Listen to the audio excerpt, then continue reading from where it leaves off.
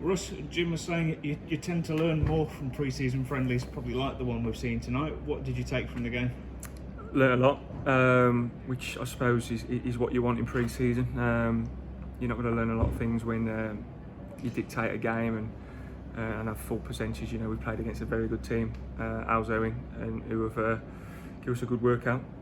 So first and foremost, the positives are we've had some 90s in the bank, and we've got to start picking it up now, fitness-wise.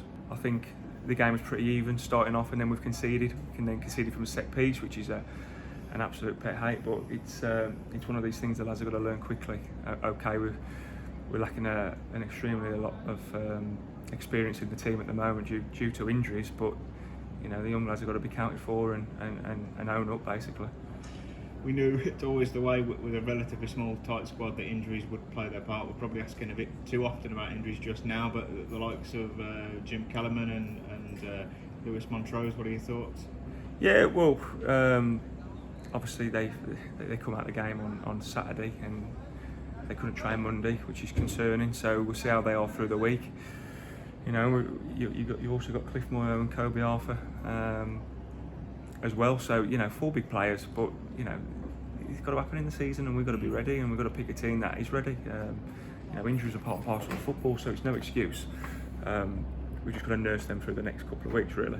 And is that the thing as well? Because I mean, heaven forbid you were ever without a player, say for several months at a time. You know, at least within a few weeks, the majority of those lads will be close to being back in action. Of course, you'd rather have it now than in 3 weeks' time. But what I want from this squad is that whoever comes out through injury or suspension is that someone like for like replaces, and I think you've seen tonight that that's probably not the case. So listen, I've learnt a lot tonight, and it's good.